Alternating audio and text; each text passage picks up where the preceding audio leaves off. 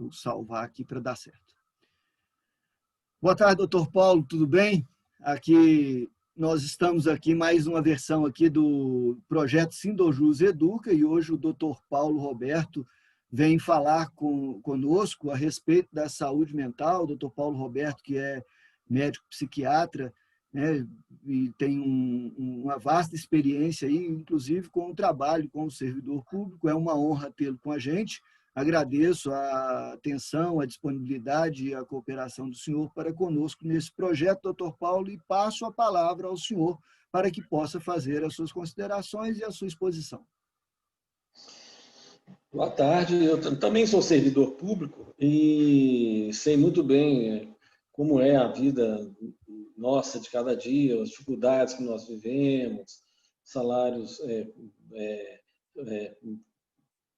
curtos, dificuldades de ter reajuste, aquela questão toda das limitações, né? O servidor público, ele, diferente da iniciativa privada, ele só pode fazer o que a lei manda. A iniciativa privada, ela pode fazer tudo menos o que a lei proíbe. Então, a nossa vida, apesar de parecer para os não servidores que é uma vida tranquila, que tem uma segurança, uma estabilidade, para os que andam na linha, como a gente fala, que não transgridem, realmente é uma estabilidade. Contudo, essa estabilidade não quer dizer que seja boa. Muitas vezes nós vivemos com baixos salários, com dificuldade de trabalho, né? E associado aos problemas pessoais, né, que nós vivemos. Então, é uma ilusão que todo servidor público é um marajá, que ganha altíssimos salários, que a vida é tranquila, faz o que gosta, trabalha pouco. Não, isso aí não é a realidade. De poucos, é a realidade de poucos, mas não da maioria de nós servidores públicos. Sou servidor do Estado, né? Também sou servidor público estadual, só que do Poder Executivo. Em relação à minha área médica, eu sou médico especialista em psiquiatria e subespecialista em psiquiatria forense, então conheço bem a atividade profissional dos oficiais de justiça, mesmo dos demais serventuários da justiça, escrivães e outros colegas, além dos juízes, né, e outros servidores públicos. O que eu venho falar para vocês é sobre a saúde mental, ou quando ela acaba, né? Ou seja, a saúde, o corpo humano, ele é dividido teoricamente, né, na saúde física e a saúde mental, e elas são imbricadas, associadas, uma depende da outra. O corpo humano não é partido, né? A saúde mental está alojada na parte do cérebro, né? Não é todo o cérebro que lida que está com a saúde mental. A maior parte do cérebro, inclusive, não é da saúde mental, é da saúde física, né? Essa parte motora, sensibilidade, tudo. E controlar os órgãos do corpo, mas uma parte dele é a nossa saúde psíquica, ou saúde mental, né? E que ela é uma saúde que é frágil, porque muitas coisas do meio ambiente ou de doenças físicas podem atingi-la. Agora, uma coisa que é importantíssima destacar é que quando a gente começa a ter algum problema de saúde mental, a perder a saúde mental, o mais importante é isso ser diagnosticado de forma o mais precoce possível. Tendo em vista que quanto mais cedo se diagnosticar alguma perturbação dessa saúde, ou mesmo uma doença se iniciando, como uma depressão, um transtorno de ansiedade tipo pânico, quanto mais precoce, mais cedo se diagnosticar e, obviamente, mais cedo iniciar um tratamento médico e psicológico, ou de outro tipo de tratamento, outro tipo de terapêutica, mais fácil vai ser controlar essa doença, ou se for curável, curá-la.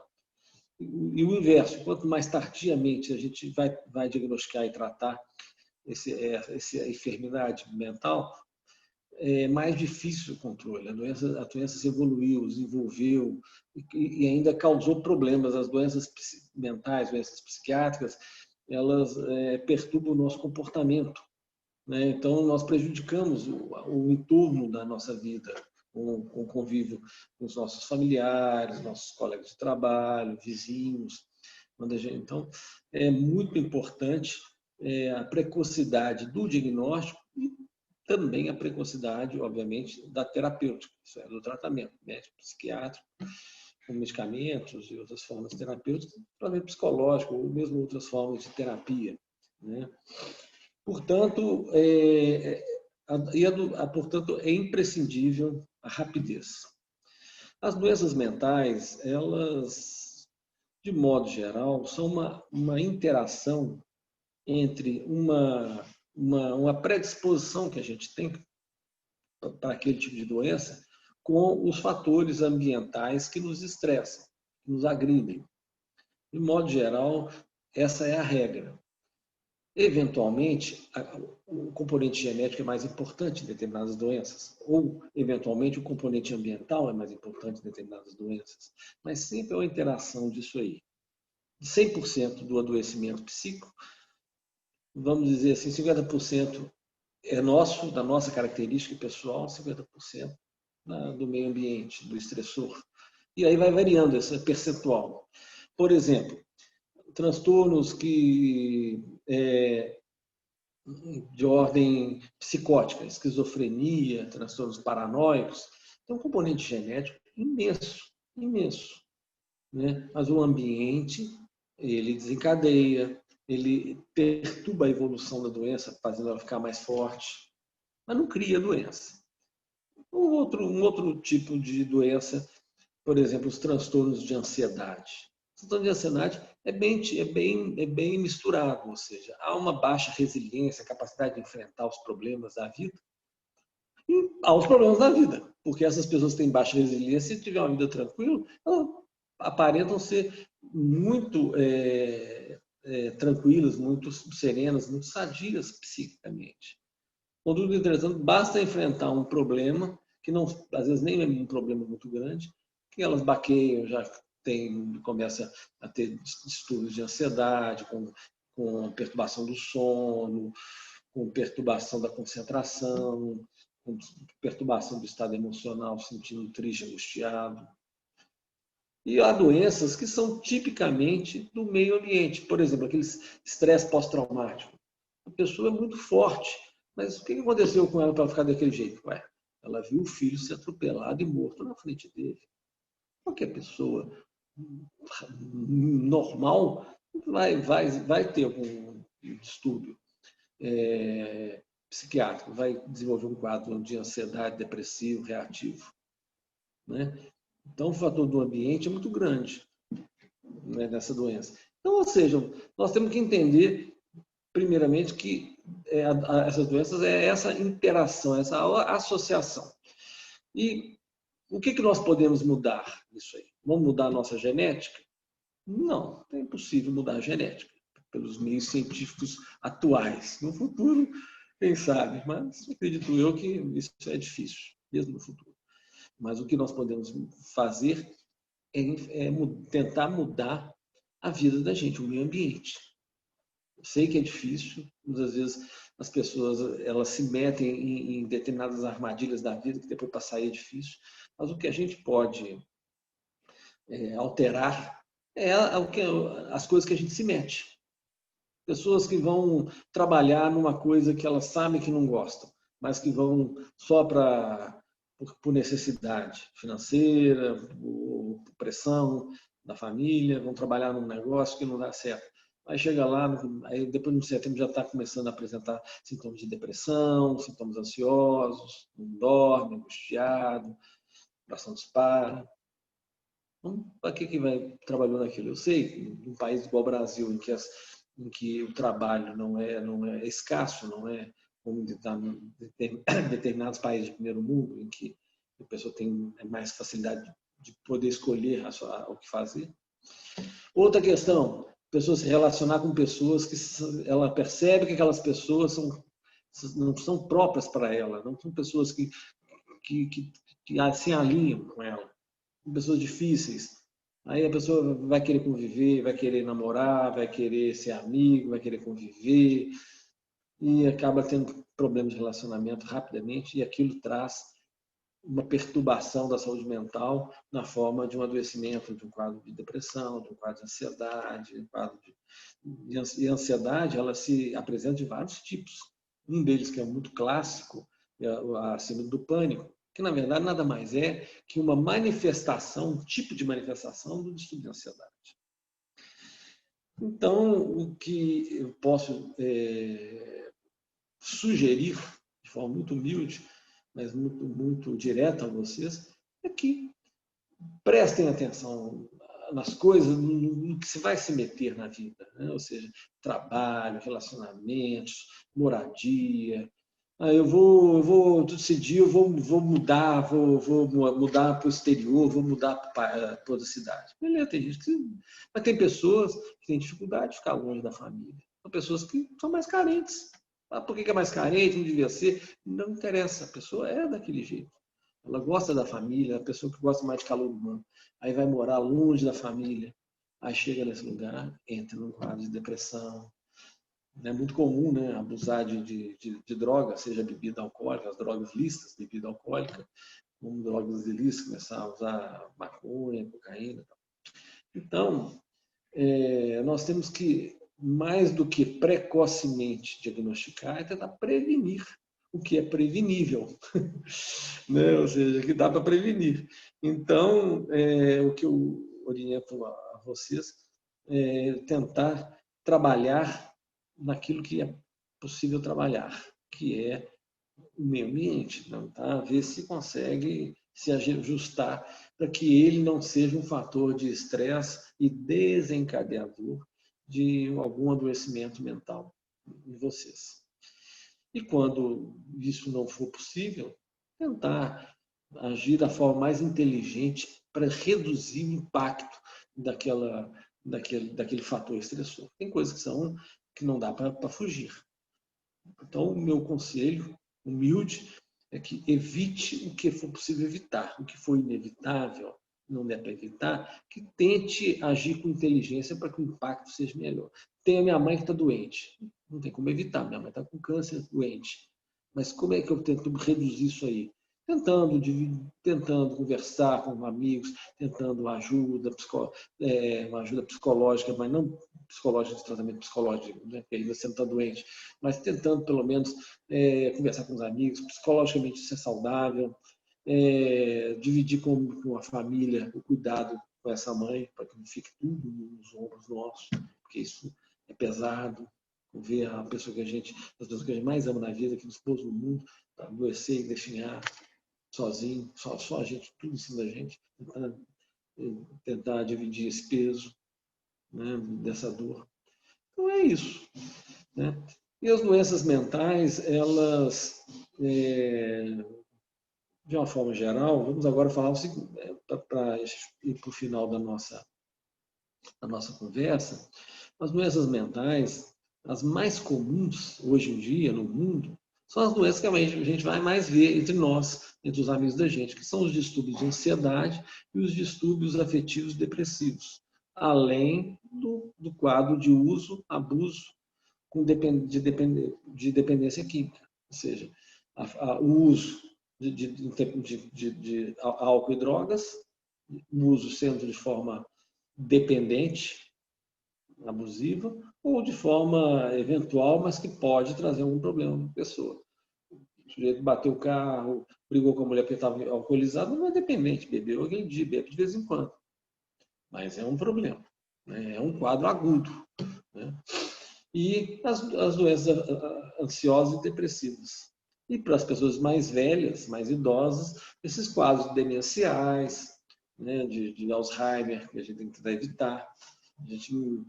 O Alzheimer também tem um componente genético, mas a gente pode tentar diminuir isso aí, né, estar em atividade o máximo possível da vida, mesmo que nos aposente, não quer dizer que vai ficar só vendo televisão e andando. Ler muito, tentar conviver com as pessoas, estar sempre alerta com a vida, somente ler e participar de alguma atividade que não seja que seja do gosto da pessoa, alguma atividade que mexa com o intelecto da pessoa, com a mente da pessoa. Nos quadros depressivos, a maior parte, cerca de 22% da população mundial, cerca de 22% das mulheres vão ter alguma quadro depressivo ao longo da vida. Os homens é pela metade, é cerca de 11%. Mas é uma doença muito comum. Os distúrbios de ansiedade, tanto a ansiedade generalizada, aquela pessoa apreensiva, está sempre ansiosa, preocupada com tudo tudo para ontem, ou aqueles com quadro de pânico, ou com aqueles de toque, transtorno obsessivo compulsivo, aquelas manias todas, né? Que a gente chama de obsessões, seja mentais, seja rituais, são os distúrbios psiquiátricos mais comuns.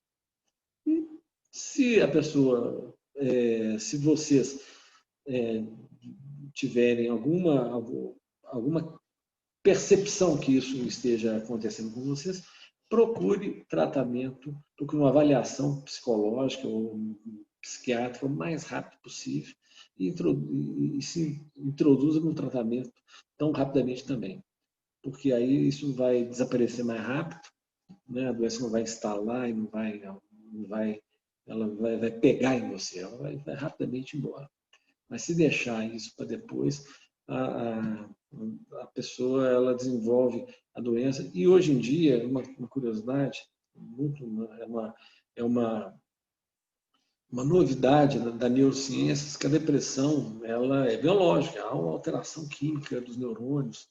Então, se descobrindo que há processos inflamatórios em determinados locais internos do cérebro, que dá a sensação de depressão, né?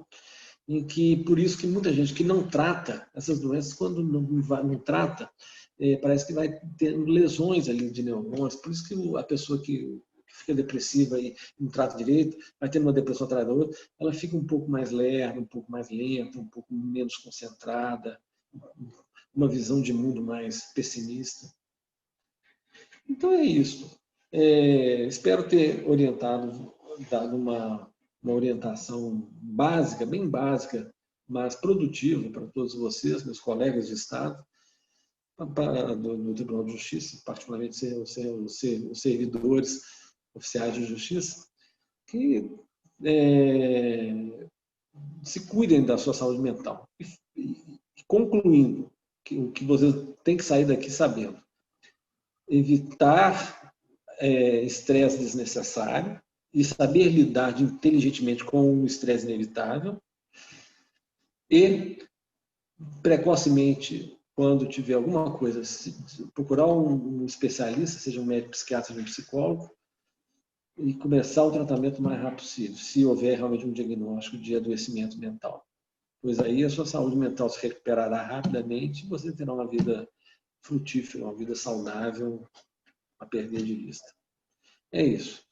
Muito obrigado por esse espaço e espero ter contribuído para a saúde mental de todos vocês. Um grande abraço desse colega seu. Eu gostaria de ver a possibilidade, doutor, só de fazer algumas perguntinhas com base naquilo que o senhor abordou para a gente. Só rápido, eu sei que o tempo é limitado, mas a questão é a seguinte: é muito bem explicado, muito didático, né, esclarecedor aí as observações do senhor, é a realidade social nossa, e principalmente nós, servidores públicos, e a especialidade do senhor mostra com muita propriedade esse cenário que, infelizmente, ele é progressivo até na sociedade, né? Infelizmente. Mas uma coisa que me chamou a atenção e que me preocupa, de certa forma, é a questão da aceitação. O diagnóstico precoce, sem dúvida, ele é extremamente importante para evitar o agravamento de qualquer tipo de patologia. Mas a aceitação do paciente no reconhecimento de existência daquela patologia, muitas vezes é um impeditivo para o tratamento. Como agir nesse caso? Seja diretamente ou pessoalmente eu, acometido de alguma característica de viés, né, alguma dessas patologias que o senhor colocou, transtorno de ansiedade, toque, a depressão, pânico, a ansiedade propriamente, né? Ou outro qualquer do tipo, como eu reconheço e trabalho essa minha aceitação para buscar o tratamento. E nessa mesma esteira, talvez a resposta pode ser na sequência, a questão do medicamento, tratamento medicamentoso, né? Os ansiolíticos, entre outros, ele sozinho ele produz efeito ou ele tem de vir acompanhado de terapia ou nem sempre isso é comum, às vezes vai depender de cada caso? É o seguinte, primeiro nós temos que entender que a doença, qualquer tipo de doença, e as doenças mentais não fogem dessa regra, se não tratadas precoce e adequadamente, elas vão dando sequelas. Né? Igual eu falei da depressão, né? A pessoa fica mais lentificada, diminui a concentração, tal. A dependência química, a pessoa lesa o cérebro, lesa órgãos como o coração, etc. Então, o nariz, né, do cocainômano. Então, tem que entender isso. Eu acho que a pessoa tem que ver a gravidade da doença. E a depressão, e na verdade, qual que é a sequela mais grave de uma doença mental? Nós estamos no mês ainda, findando o mês de setembro, que se tem a campanha de prevenção ao suicídio, Setembro Amarelo, patrocinado pela Associação Brasileira de Psiquiatria, né, desde 2014. O que acontece?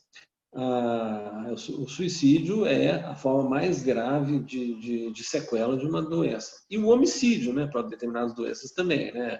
Algumas esquizofrenias, alguns quadros, também pode cursar com homicídio.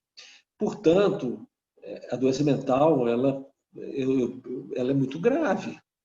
E a gente não pode, eu acho que a gente não pode tratar as pessoas como infantis, muito pueril, não, vamos incentivando, não, tem que colocar na real, como diz na gíria. Doença mental é uma doença grave. Se ela não for tratada, se não for diagnosticada a tempo e tratada adequadamente e a tempo. Então, eu acho o seguinte, como qualquer doença, eu, por exemplo, eu sou hipertenso, hipertensão arterial.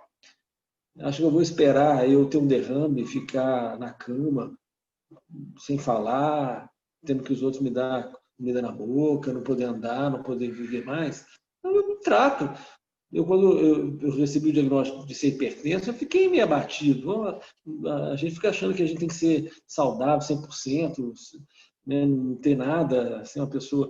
Mas, infelizmente, o ser humano adoece, todo mundo adoece. Ninguém passa por uma vida de zero a uma idade avançada, chegando a mais de 70 anos, sem ter nenhuma doença. Isso é quase impossível. É normal ser doente. Né? Você tem depressão? Ótimo. Você podia ter uma doença que ia te incapacitar muito mais, mas tem que aceitar, né? E tratar. Então, eu acho assim, é a conscientização. E as pessoas têm que conscientizar da gravidade da doença e aceitar. Tem que ter essa real. Agora, eu sei que é difícil, não é fácil aceitar uma doença, ainda mais uma doença mental, por causa dos preconceitos que a sociedade tinha do doente mental, porque sempre imaginava doença mental aquele doido. Né? Na verdade, eram pessoas ou esquizofrênicas ou com retardo mental, né? Que no direito, vocês conhecem bem direito como eu, na linguagem jurídica, é o desenvolvimento mental retardado. Né? Então, o doente mental naquela época era esse. E alguns transtornos bipolares mais graves também eram tidos como doido. Mas, assim, a maior parte das doenças são doenças comuns, distúrbio de ansiedade, depressão, algum tipo de vício. A gente fala vício de bebida, droga, tem vício de comportamento, de jogos, de compra, etc. Sexo, tem vício de tudo.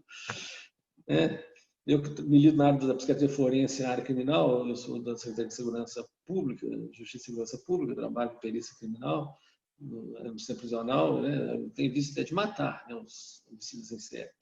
Então, mas o que eu estou voltando à seriedade do assunto é ter consciência que a doença mental é uma doença séria, tratável, algumas vezes até curável, mas tratável, como uma hipertensão, que eu tomo meu remédio, minha pressão fica controlada, sem risco de eu ter um AVC.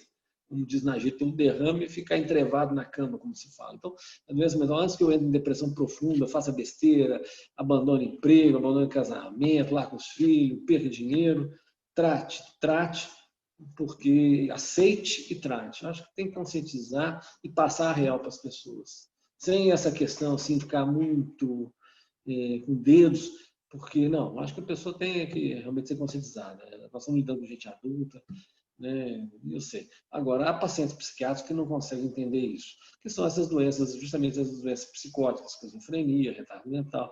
Mas a própria doença, ela mina a capacidade de entendimento da pessoa, né? Na área penal, muitos desses aí são irresponsabilizados penalmente, são os inimputáveis, porque eles também não têm capacidade de entender a conduta deles. Mas a maior parte disso aí, é 1% da população que é esquizofrênica, o restante é normal.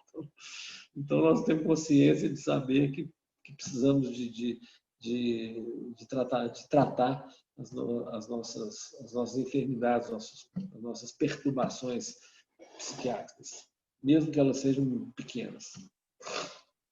Bacana, muito, muito pertinente, interessante a observação do senhor nesse sentido. E uma outra coisa que o senhor disse também, que me chamou muita atenção, a questão tanto do prazer para com o trabalho, com as atividades a serem exercidas, quanto a questão dos relacionamentos tóxicos, né? A questão de, às vezes, a pessoa se envolver, seja em relacionamentos afetivos ou familiares mesmo, a questão de uma carga negativa ou um peso muito grande, que isso acaba levando a algum tipo de patologia por minar essa resistência. Esse tipo de hábito ou de ambiente que a pessoa se coloca ou passa a viver, ele pode ser trabalhado de diferentes formas. E isso eu pergunto para o senhor. A pessoa com um condicionamento mental de positividade, de elevação de astral, buscando por si uma mudança de hábito mesmo, de reclamação, para uma ressignificação de gratidão, de positividade, isso impacta enquanto ou tem ou não efeito na mudança desse cenário de patologia. Tem mudança, porque a pessoa que encara... Tem pessoas que são otimistas por natureza, mas elas podem também adoecer, né? O que eu oriento é sempre tentar não se meter em rascada, ou seja, tem coisas que são fatos que não tem como a gente fugir deles. Agora, tem fatos que não, tem coisas que você que busca. Por isso que é muito importante a terapia, não é a psicoterapia, o psicólogo não é importante só para quem tem doença, não. Então, às vezes, o mais importante, inclusive, é preventivo. Eu tenho conflitos, tenho dificuldade de resolver esses conflitos, isso, aquilo. A pessoa vai fazer uma psicoterapia, ela vai se conhecer melhor. Quem é ela? As capacidades, as limitações. E a partir desse autoconhecimento, ajudado pelo psicoterapeuta, né? Tem pessoas que não precisam disso, conseguem perceber isso, mas muitos precisam. E aí, com esse autoconhecimento, a pessoa ela tem mais rumo para saber evitar aquilo que não é self, não é próprio para ela, que vai trazer prejuízo. E agora, os fatos que são inevitáveis, também a pessoa que tem autoconhecimento, ela sabe levar aquilo melhor. Ela tem capacidade, como eu falei, minha mãe está doente, eu perturbo, não sei o quê. Tá? Pera lá, nós somos 5 filhos, vamos sentar aqui e eu vou organizar esse negócio, porque está muito pesado, eu sozinho carregando, cuidando dela, sozinho, é complicado, porque isso está me prejudicando emocionalmente. Não, financeiramente até que tem problema, mas emocionalmente, vamos dividir isso aqui, ao mesmo tempo eu vou manter um lazer tal, que é sagrado, para a higiene mental, como se falava. Eu acho que é isso aí. Agora, a pessoa que tem mais otimismo e tal, ela acredita nessas... o otimismo faz ela acreditar em psicologia, acreditar nas coisas, que vai dar certo. Porque tem muitas pessoas que negam já pelo pessimismo da própria personalidade. Então, isso é um fator realmente positivo, essa personalidade mais otimista, mais positivista e mais pragmática diante da vida. Então, só para a gente fechar aqui, já agradecendo aí a disponibilidade, a entrega do senhor em termos desse conteúdo, né? A questão da terapia, como o senhor bem colocou, ela nem sempre é buscada quando há alguma questão patológica, é mesmo para um acompanhamento, um fortalecimento emocional, ou uma diretriz de autoavaliação, autoconhecimento, é isso? Exato, é uma ginástica. É como se a pessoa estivesse fazendo ginástica e caminhada todo dia, uma alimentação saudável, para não ter aterosclerose nos vasos do coração, para ter circulação boa nas pernas, sabe? Seria mais ou menos isso, né? Sendo que não é só psicoterapia, inclusive a própria atividade física saudável, alimentação saudável e mesmo atividades não só de psicoterapia, mas as atividades lúdicas, vamos colocar assim, lazer, Sim. bom, isso fortalece emocionalmente e ao mesmo tempo nos ajuda a nos conhecermos, é extremamente saudável. Levar uma vida saudável é prevenção de doença física e mental, né? O corpo é um só, como eu falei, a primeira coisa que eu falei, o corpo é um só. Essa divisão é só didática para a gente entender, não é isso? Bacana. Muito obrigado aí pelas considerações do senhor. Nós vivemos hoje um quadro bastante delicado em todos os cenários, e essa pandemia ainda nos revelou outros vieses da vida aí que deixa a gente um pouco mais alerta, né, em todos os sentidos, mas agradeço a entrega do senhor, a participação aqui, né? A gente gostaria de poder contar com o senhor e depois, assim que for colocado ao ar, que outras pessoas puderem ter acesso, possivelmente dúvidas surgirão e se a gente puder depois ter esse feedback do senhor aí de algumas respostas, Claro, né, aos questionamentos encaminhados, claro, já claro, a gente pode ser. agradecido por isso, tá? Perfeito. Eu que agradeço e coloco à disposição para eventualmente fazer algum evento que possa ter a participação direta dos colegas oficiais, com perguntas que eu possa responder ao vivo e a cores. Que bom. Um abraço a todos, boa tarde, viu? Fico, Eu que fico muito fico feliz e imensamente agradecido. enaltecido aí com a aceitação do nosso convite, tá? E com a participação do senhor aqui. Muito obrigado. Sei que seu tempo é corrido e foi de grande valia esses esclarecimentos para todos nós. Muito Eu que obrigado, senhor. agradeço. Eu que agradeço. Um grande abraço para vocês, para você e para todos os colegas que estão nos assistindo, colegas oficiais de justiça e demais serventuários da justiça e demais colegas do Tribunal de Justiça que tiverem acessado a esse vídeo. Um grande abraço a todos e nos vemos no próximo evento. Muito obrigado. Forte abraço. Muito obrigado. Tchau, um Tchau, abraço. tchau. Tchau. Tchau. Valeu. Valeu.